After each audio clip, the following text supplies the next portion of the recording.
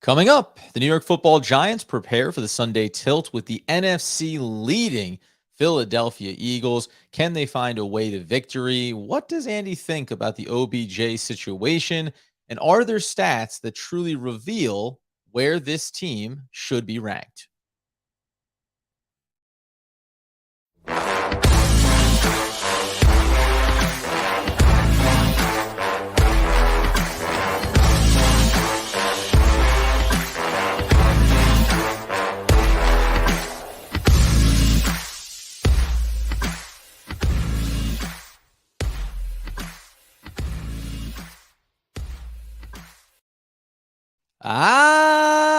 Yes, friends. It is OGP, the One Giant Podcast, where, as you know, we are your hosts over here. Hi, how are you? Good to see you. Thanks for coming in. It's a Friday show, guys. We decided to do this one live, and I think that's going swimmingly so far. We are your host, of course, over here, Adam Armbrecht, over there, Andy Makowitz. I think there's going to be a few things we want to get to here. Clunky schedule this week. I think in a lot of ways, you and I talked about a couple of the areas of the Giants that really extend beyond this Philadelphia Eagles game, but we know we want to drill down on some of the key matchups, get to Andy's bet of the week, and obviously our key predictions. But before we do, you can't get yourself away from it, Andy. You love you some OBJ. Go ahead. I know you're dying, you're clamoring. You need to get this off your chest. So we talked earlier in the week about Odell Beckham making his tour of going to different teams. He goes to the Giants and he goes to the Bills and then he goes to the Cowboys, and it's a big spectacle. We talked about that before. But Adam, right after the meeting, it comes out that the Dallas Cowboys have serious concerns over Odell Beckham's physical. Then all of a sudden it's like Micah Parsons or whoever said that Odell Beckham told him that he'd be ready to play football in 5 or 6 weeks. And I was thinking to myself, and I wanted to ask you this question. The only reason that all of this comes out is because Dallas isn't going to sign him and they just didn't want the backlash, right? There's no reason why all of this dirty laundry is getting aired about Odell Beckham's knee, his health, whatever, unless Jerry Jones was like, I'm going to sign the guy. And now that they're not, he's like, well, we're not going to sign him for these 6 different reasons, right? Yeah, I mean, I don't know. I think it's. I mean, if you want to be anti Dallas Cowboys, and I got no problem doing that. It's just it's the only team out of all these visits had anything to say on the back end of it, right? That kind of threw cold water on the idea of them bringing him in. What's the state of his knee? We had heard earlier in this process when it was first, okay, OBJ is going to be coming back, but we're not sure about the health. Is he actually going to be ready to go? There were, I think, legitimate concerns around that. However, they did seem to frame it in a way, if you're Dallas, if you're Jerry Jones, of came in for the visit, maybe he chose he wasn't going to sign with us. Maybe there are legitimate health things, but they very much tried to make it out as hey, this guy could be a total disaster. He might not be available. Maybe we're trying to lower the market value on a player so that he would be willing to take a little bit less. And all of this just leads, I think, to the point of being, if you're signing Odell Beckham Jr. this year, it's because you're hoping for what it's going to mean over the next 2 years, over the next 3 years. And that's essentially what Odell Beckham Jr. has also said in this too, though. He said this decision is as much about this year as it is for the next couple of seasons. He wants to have, what could be the back end of his career. He's still young, but with the injuries he's had, he may only have one more really big run in him as far as being one of the better wide receivers in the league.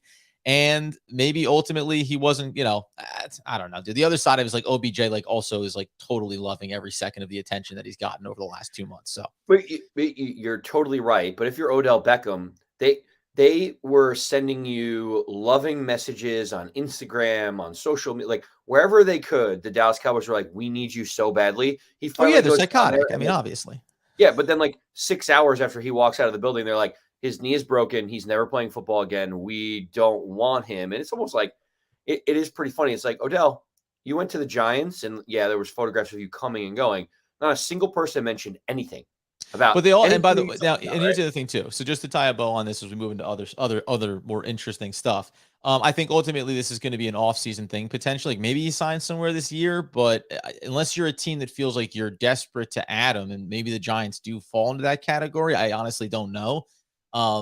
this just feels like maybe it's going to end up being an off-season thing. He went on this tour. The other part of it is, remember, when he went to the Giants, there wasn't a physical. Like, he didn't work out at all. Like, it was a visit. So there is that side of it. I'm not saying that the Cowboys remotely are not a clown show, but also, like, the Giants brought him in for a visit. They didn't bring him in for a physical. Didn't bring him in for anything official workout to find out where he was physically and being able to contribute.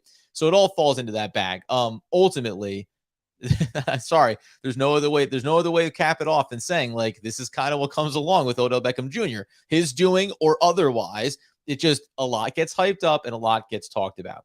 The other thing that I don't even want to go into this article really, because I skimmed over it. I could really care less. I'm not a guy that wants to throw shade at writers, but Jordan Renan titling an article in week 14 of the NFL season, "Do the Giants trust quarterback Daniel Jones?"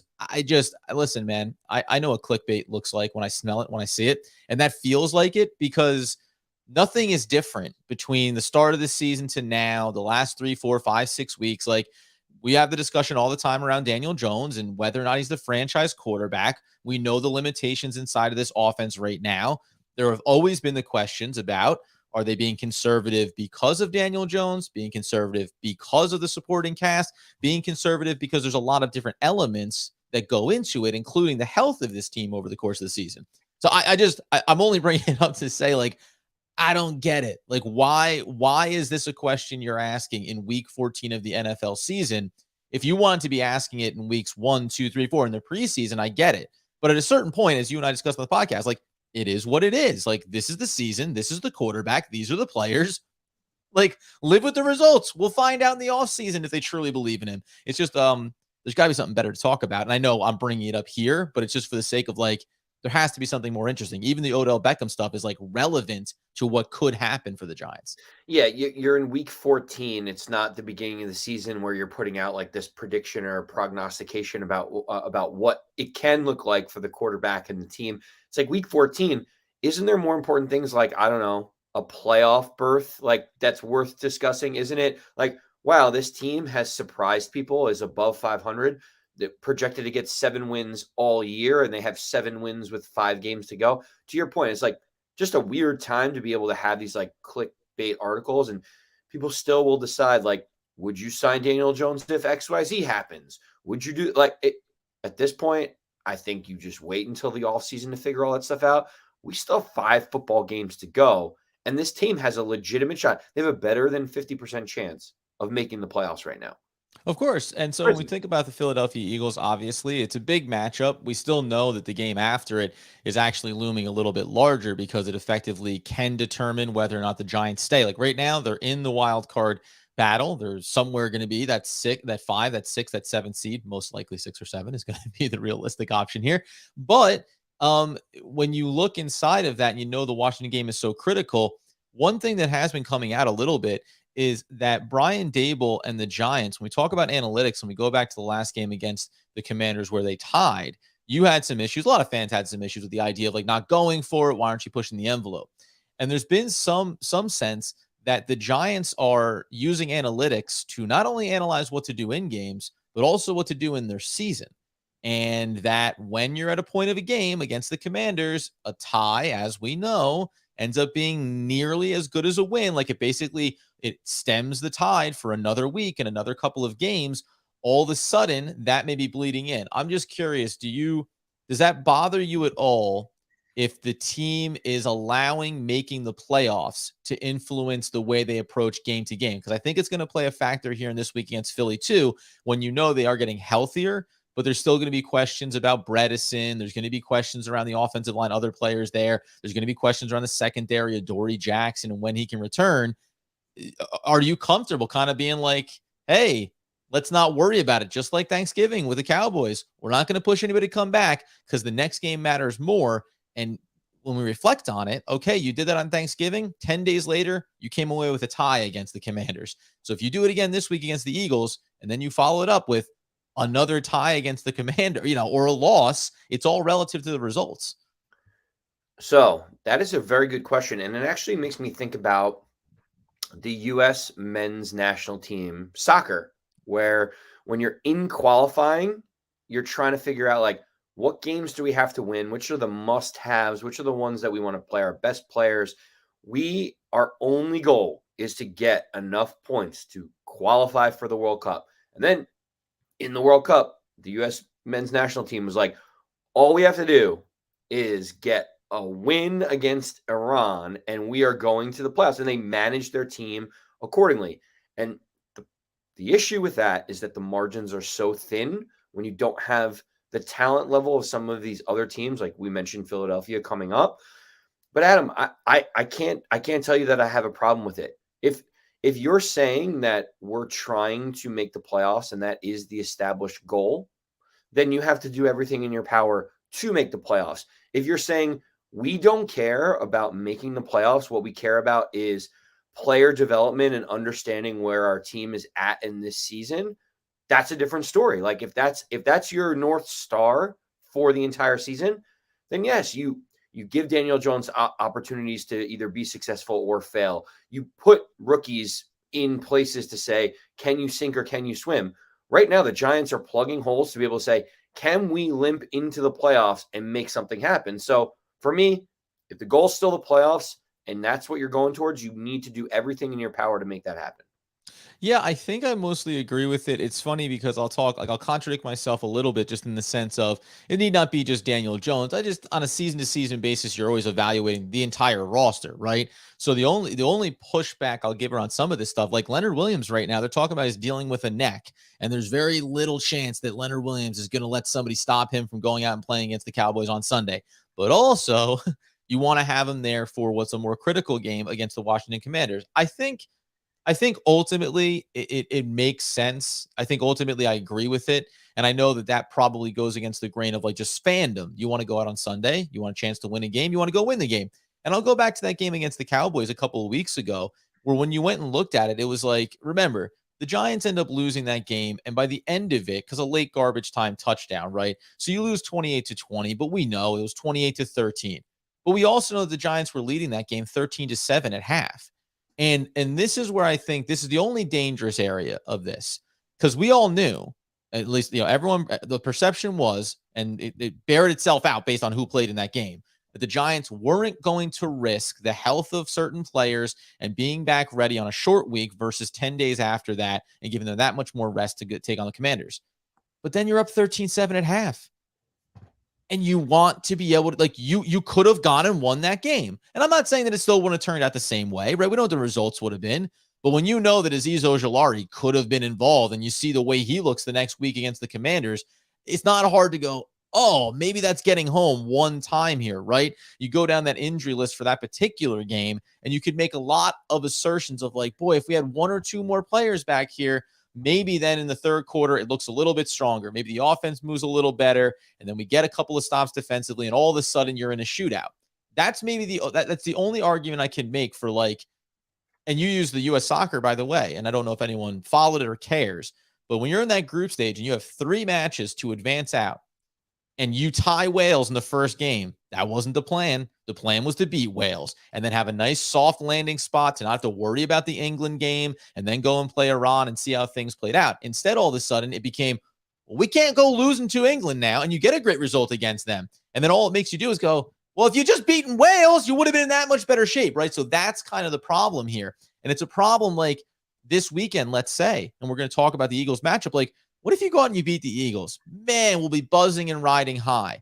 But if like you turn around and you lose a game against the Vikings or against the Colts, right? Or maybe you lose against the backups in the final game of the season against the Eagles, whatever it may be, that and you don't make the playoffs, that's when you're going to start to look back and start to second guess the idea of, well, we were managing ourselves through to guarantee we make the playoffs. It's all good if you make the playoffs. If you don't, then everyone's going to start saying, were there opportunities to maybe get wins in places that you didn't take the 100% focus on putting the best team out there? It's funny. It's now giving me another analogy that I'm thinking of, Adam. It's like anytime election time comes around, Steve Kornacki is one of the guys that's like at the big board, and he's like, They didn't put any emphasis in Montana. They lost those 5 right. votes, but they really doubled down in Arkansas. So there's the game theory that they do. My simple answer on that to you is this: if they had everyone in and they pushed all their chips in against the Cowboys, or even this weekend against Philadelphia, could they have won? Maybe. I still don't believe, even fully healthy, they would have won that game, or leading into this, I don't know if it's going to impact the end of the Eagles result. What I will say is we need to beat the Commanders. We already know this because they are our direct competitor for that playoff spot. And we have to find one other win on the schedule minimum to have an opportunity to go to the playoffs. If you cannot beat the Indianapolis Colts, who fired their coach, quarterback looks like he has aged tremendously. Like, if you can't win those games, then you don't deserve to be in the playoffs anyway. And so I've like kind of have this like solace inside of me that says, if we can't beat the teams that we're supposed to beat, then we really don't deserve to be in the playoffs anyway.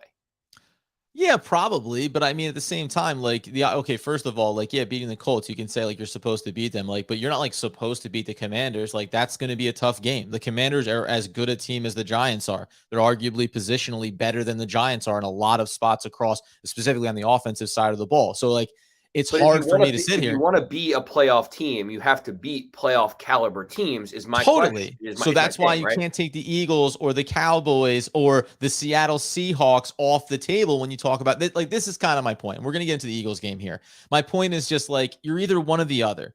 Either you're a team that's evaluating your roster and you know that you're in a bit of a rebuilding season and you accept that. And therefore, every single week, regardless of opponent, you're going to go out and you're going to try to win those games and you're going to try to evaluate all of your talent against the best talent that you have going up against you. Or you're a team that says we want to make the playoffs and we understand what our limitations are, and we're trying to win on the margins and get ourselves there. And by the way, I'm fine with either one of them because guess what? Being able to celebrate the Giants making the playoffs is going to be amazing this season. Like, it's going to be such an accomplishment for Brian Dable in his first year and for Joe Shane. But if, like, secretly in the back of their minds, they know that there's a ton of work that they need to do with this roster, it is going to water it down a little bit. And that would go back to like what some fans have said about, these wins. And then if you end up losing a bunch down the stretch and you end up muddled in the 14th or 15th draft pick, and that's all crap for down the road. But I do get the mentality. When we turn our attention, though, over to this game specifically, because by the way, that part of that conversation, we're going to be having it for months to come after the season unfolds here. Here's one of my biggest problems when we talk about it's this matchup, but it's also it is symbolic of where the Giants have struggled. So we know on the defensive side of the ball that Leonard Williams has missed some games. Kayvon Thibodeau missed some time early. You didn't have Azeez Ojulari. But ultimately, Andy, this is the 7th worst team against the run defensively. We give up 141 yards a game. And the Eagles have the legs in the backfield and from their quarterback, Jalen Hurts. The one thing that I'll say that I think is sometimes getting lost in this, because injuries are great, whatever, and we know we see how good Azeez Ojulari looked, and we talked about it last episode, dreaming on what that tandem is going to look like in years to come. Great. They don't have any linebackers, and the linebackers aren't coming anytime soon. And while there have been injuries in there was big stretches where Leonard Williams and Dexter Lawrence were right there in the middle together, along with at least Thibodeau, or at least Azeez Ojulari, or Jihad Ward, or O'Shane Ximines. Like, there's been plenty of players in there. The Giants can't stop the run. Like, it's flat out. And in some of the games when they've done it, like against the Seattle Seahawks, guess what they did? They turned around, they used the air attack. Like, and now we know with the state of this defense right now and some of the injuries, it's just this team is still very flawed. And if you can't stop the run in any era of football, if you become a team that can be attacked in both facets of the game, you're going to be really limited, especially against dynamic playmaking teams like the Philadelphia Eagles, who, by the way, the reason why they can beat you up in the run is because they have A.J. Brown, because they have Devontae Smith, and because they have a quarterback who's taken a big next step in Jalen Hurts. Like, that is just an alarming stat that by and large this season, this isn't like a blip, a couple of really bad games. No. For the most part, the Giants always give up a ton of rushing yards, and that is pretty damning if you're trying to shut down a team that has as many weapons as Philly.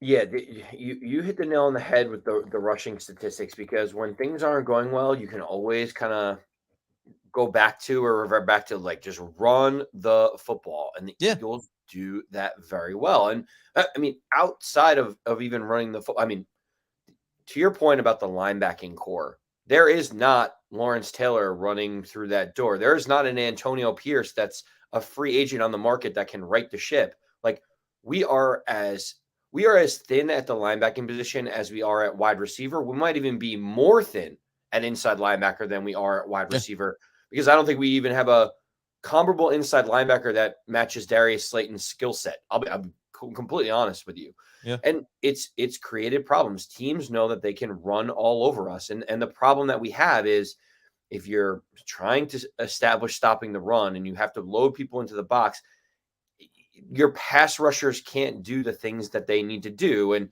the pressure rates get a little bit different, and that's going to be very, very alarming for the Giants in this one, because you mentioned the run game. I mean, the Philadelphia Eagles are a top 10 run game. They're a top 5 run game in the league, especially when you factor in Jalen Hurts having that mobility as well. The matchup overall does not suit the Giants well. I mean, the Philadelphia Eagles are top 10 in both offense and defense. That just shows you how balanced they can be and why they are right now the number 1 seed in the NFC. And by the way, 160 rushing yards each game of the last 3 games. That's what they surrendered. And guess what? And this is kind of my point. You wanted everyone to be healthy for the big matchup against the Commanders. You had Leonard Williams, Dexter Lawrence, Azeez Ojulari, and Kayvon Thibodeau. You gave up 160 yards on the ground. And that's not, I'm not knocking any one of the individual players, but this is just the totality of the team. And that's why in a game like this, you combine that, like, they're 15th, they're 17th in terms of passing yards surrendered this season defensively. And that's kind of this, push and pull. And by the way, like I said, you go back and you look at, I want to make sure I bring this up correctly here. You go back to that Seattle Seahawks game. We're in that matchup when we tapped inside the box score. We saw that Seattle only ran for 87 yards, but Geno Smith threw for 212. And here's actually an interesting one, because 212 it's a funny number, because I started going over and thinking about this too. When you go on the offensive side of the ball and you look at passing yards on the season, like, this is probably the other problem, that's the other issue that's damning for the Giants. Like, 212 is like bottom 12 in the league, but there are almost half the league throws for under 225 yards. Like, it's a weird year for offenses and for, like, what is productive and what wins. And I was just, like, looking at those group of teams, which goes, like, a little bit outside the purview here of this game. But when you look at those numbers, guess what?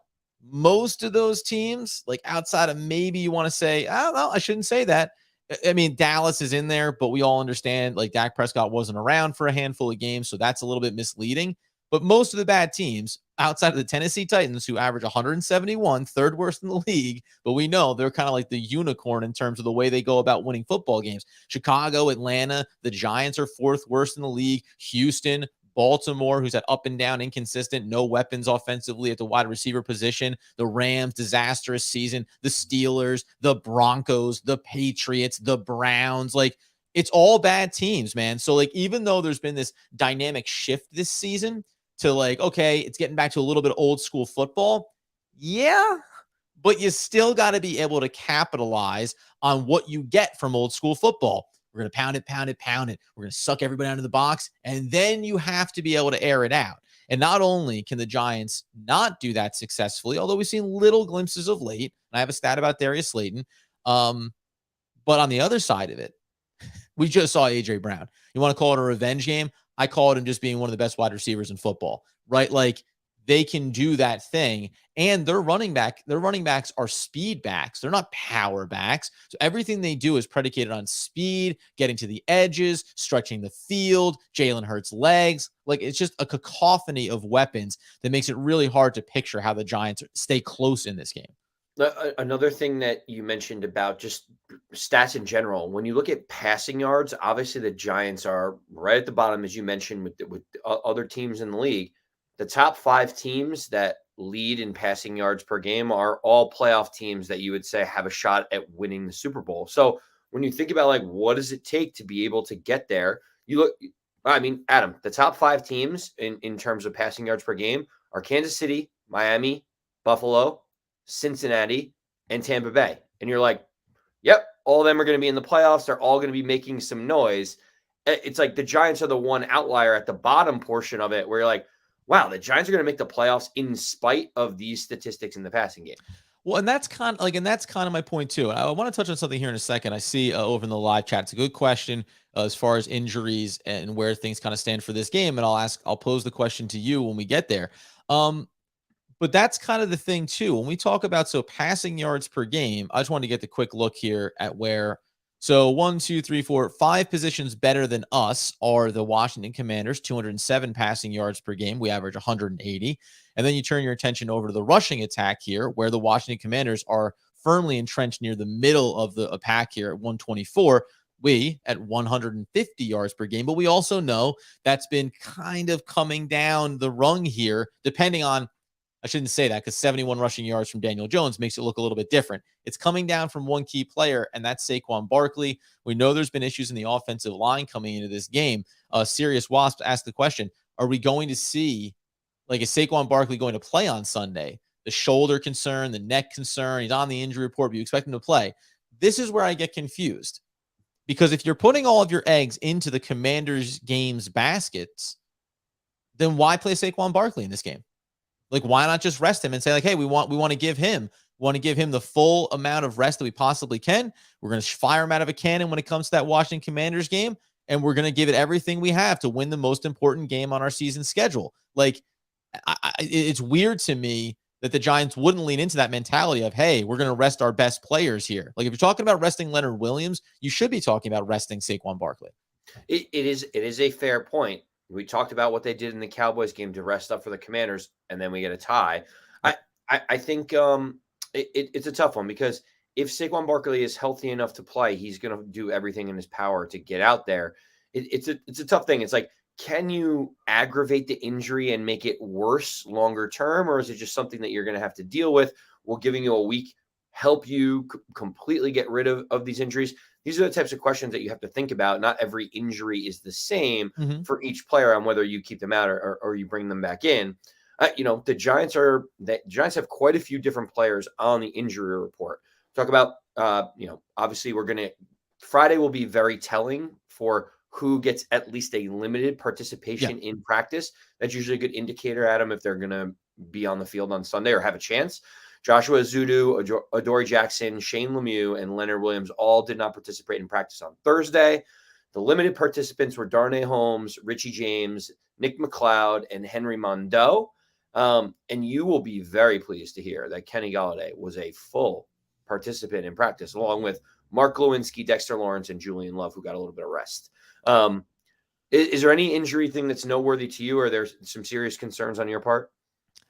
Well, again, why would I be seriously concerned? The Giants are telling me that I shouldn't care about this game. Like, so why? No.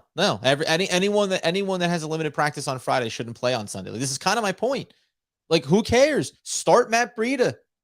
Saquon Barkley doesn't need to play. Start, throw in a backup. Leonard Williams, you're on the bench. If McLeod has been playing significant snaps for this team in the absence of Adoree Jackson, I think they're holding out Adoree Jackson. There's like some hope that they think maybe he could be available next week for the Washington Commanders game, as opposed to Xavier McKinney, who's probably further away with his hand injury, obviously.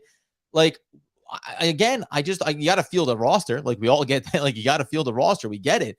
But at the same time, like, I don't understand. And I do understand from the standpoint of what is the injury risk concern around making something worse than it already is? Is it injuries that are just being managed? Hey, listen, that's a part of the NFL season. I get that. But I'll even go a step further because you mentioned Ezeudu. Like, they were talking about Ezeudu, Bredesen. Like, if they can go, they're going to get put right back into the mix of that starting rotation, because even though we were excited for Nick Gates' return, he's been inconsistent. We know that Shane Lemieux has been totally dumpstered on this roster. We know that even Glowinski has had his own issues, whatever. But in between Andrew Thomas and Evan Neal, like, those are the guys that they're going to go with, for better or worse, whatever you think about it. And then you can throw Feliciano. He's been a little up and down too in terms of his performances. But that just means, like, okay, then why am I starting Ezeudu? I'm not saying that Ezeudu is the perfect player. He's not. He's a rookie. He has so much learning to do. But if he is what the team considers, if Bredesen's what the team considers to be the best guard available for them, and he's coming and he has a little bit of injury concern, then why would I play him? And then if I don't play him, why would I play Saquon Barkley and tell him, hey, go grind it out behind a bad offensive line? Like, listen, I'll make the case that, like, don't even start Daniel Jones. Like, again, like, dumpster everybody that's important on this roster. I was gonna ask you that question. If you're basically taking, I mean, the Giants have already taken away every weapon from Daniel Jones in the wide receiver group. They may as well just take away, like, all of his offensive linemen that are healthy. They may as well take Saquon Barkley away and be like, I don't know, figure it out against the top 10 defense, number one team in the NFC. Like, To your point, it's like if you're going to do all that, you may as well just start Tyrod Taylor and use this as a bye week at this point, right? Like, right. Well, because what's the best benefit here? You start whoever you're going to start, whatever. Okay, but it's the Eagles game, and again, this is why I push back on it, because I go back to that Cowboys game. Like, what if the Giants come out and the defense gets a turnover? What if Azeez Ojulari and Kayvon Thibodeau are able to contain and pressure Jalen Hurts? Right? He's not necessarily Lamar Jackson level elusive out of the pocket. He's not Patrick Mahomes or Josh Allen in terms of the big physicality that he can play with. And by the way, I'm taking nothing away from what Jalen Hurts is as a quarterback, but like those little marginal differences, maybe you can contain him. Maybe you get to him. Maybe you get a strip fumble early, right? If that happens and all of a sudden you're up 7-0, like that right there is enough to say we can go win this football game. But if you're not thinking that way, why would I put Daniel Jones out there when the instincts take over and he wants to tuck it and run and got popped there? Oh boy, looks like the hip might have caught a bit of a stinger there. He's going to have to come off the field. If you're playing for the playoffs and Daniel Jones is clearly your best option at quarterback, why wouldn't you be safeguarding him as well? Saquon Barkley, Daniel Jones, Darius Slayton, who has, I think, the highest drop percentage in the league right now, but has also had some of the biggest plays for the Giants. Like, again, this is the dangerous thing about trying to nurse your way to the playoffs, because you can't predict for things like injuries. And all of a sudden, you're going to come out of this game with 2 more injuries than you thought you were going to have, and it's going to make it that much harder when you get to Washington. I'm very frustrated about this. Well, I know. I can feel it in your voice, the angst. Well, go try to win the game. Like, go try to play the game. Like, you're telling me they're 7-4-1. I've watched them all season long. I pull for the team to be better. I have to take all the slings and arrows from the fan base about how much I hate everybody on this team. And yet, when I'm thinking divisional opponent, great litmus test. Imagine this. Go back to Tom Coughlin and Eli Manning era, final game of the season, chance to upset the Patriots and ruin their perfect season. Imagine asking Tom Coughlin, you thinking about just sitting everybody so you can go ahead and prepare yourself for the playoff run? You might get slapped across the mouth. Like, that's like my problem. The mentality is it's just so soft-bellied. It bothers me to no end, and it makes me think that, like, yes, the Giants want to make the playoffs, but they also don't think they're going to do anything when they get there anyway. So now that you sound like an old grandfather yelling at clouds, That's at right. This point, you're like, back in the day, this would never get out of happen. my sky. Yeah. When we talk about this game and you talk about the predictions, you obviously feel a certain way about it. Let's get into the Philadelphia Eagles. What are your expectations for the game based on all of the stuff that we talked about this week? How do you see the game going? You want to get into some prediction time or what? Yeah, I'm noticing the clock is ticking. I think so. Again, I keep going back to, it's funny when you look at the percentage chance to win the NFC, the Cowboys are actually put above the Eagles.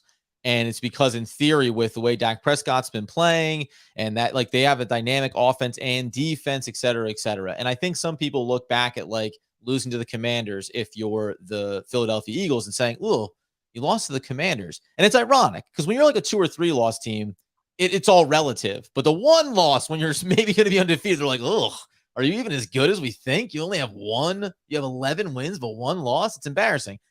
I think this game could be similar to that Cowboys matchup where, like, hey, you're grinding it. The defense stymieing the Eagles a little bit early, keeping things in check a little bit. I like the four key players in the front there with the Ojulari, Thibodeau, Leonard Williams. If he plays, I'm cautiously thinking he's not going. I think they're going to hold him out. And then you have by the way, Dexter Lawrence, sit him. What happens if he goes down? We saw what happens when he's off the field in a given game. They get absolutely shredded. Sorry.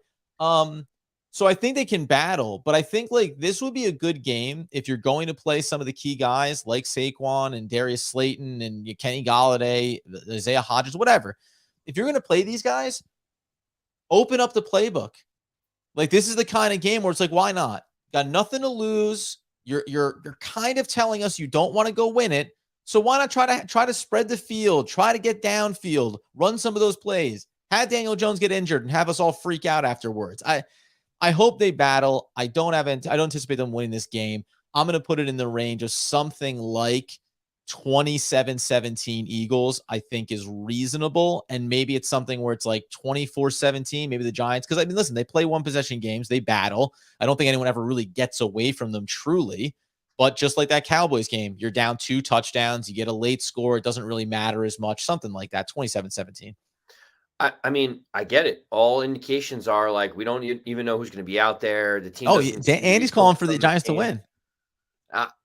So I thought about this He's gonna for do a it. while, and I Yeah. was like, what is the path for the Giants to win this game? Like, what do we have to do well? We probably have to run the football with Saquon Barkley. We know he's a little dinged up, right? It's like, okay, that's probably our path, but like they're top half in the league in rush defense. And then Yeah. it's like, oh, you talked before. What if you get a turnover and you go down and you score?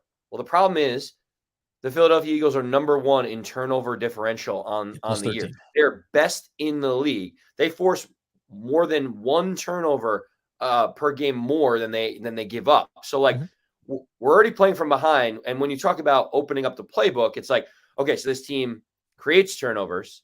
They don't turn the ball over. They have 2 really good cornerbacks, one who happened to be on our team, and their defensive front with Jordan Davis and others is huge. And they just signed Ndamukong Suh, and they signed Linval Joseph as their reinforcements.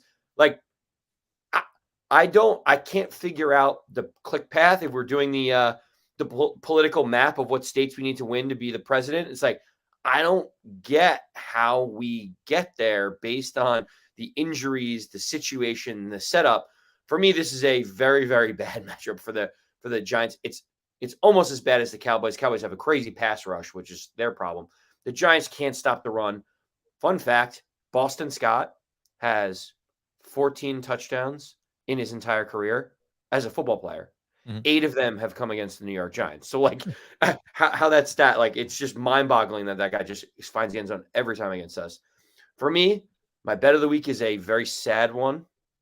I am very sad to say that the bet of the week is the New York Giants under team total of 17.5, because I just don't see the Giants being able to get to the 20-point mark, which is what they average on the season, based on the way that the Eagles can run the football, the way that they force turnovers. It just doesn't feel good for a path to victory. For me, I have it as 24-10 Giants. I think maybe we get a touchdown. Eagles, you mean? Eagles. I mean Eagles, yeah. 24-10 Eagles. It just feels like it's such an uphill climb, and we'll have to overcome all of these different stats that we have seen through 14 weeks in order to have a real chance to win the game. Yeah, again, and this is not because guess what? It's still going to be right back up to the hype train and playing the Commanders. If the Giants were to lose this weekend, they'll be dead even. They'll literally be playing head to head there, and that matchup is going to put one team into the wild card seat and one team out of it. The Commanders are currently outside of it, but we know what's going to happen potentially here. It's just this is what the season has been, and I think it's okay to look at it and go, man, marginally we could have lost a game here, could have won a game there. But this is a team that's been battling. They've had a lot of injuries. They're trying to learn new systems. They're trying to get better. They're trying to grow. Like, this is the part of the process, man. I never want to tip my cap to the Philadelphia Eagles, but they're clearly on a different track this season than we are. I think we can all agree on that, right? And these are the kind of games that really matter for them and late in their season run when they're looking for that number 1 seed. So 24-10, Andy, 27-17 for me. We'll come back in, obviously, and break this one down on the other side of it. We'll see, though. There's still going to be things to learn from this. How is Daniel Bellinger looking coming back from his injury? Can Saquon Barkley in any capacity improve on what has been 3.5 yards per carry or less in 4 out of his last 5 games? He hasn't broken over 100 yards except for that game against Houston, right? And by the way, you can correlate this. In the other 4 games out of those 5, lost, tie, right? So the running attack, Saquon Barkley, is obviously the engine of this team. We'll see how things play out. This is not all doom and gloom for the season, but it's obviously a really hard matchup to wrap your mind around and see the Giants having success. You get us over on YouTube, though. You get us on that podcast feed. You like, subscribe, you share, you do all those fancy things for us because we damn well appreciate it. Until next time, though, as Andy Mackowitz would want, need, and nay, demand the people know. As always, let's go Big Blue.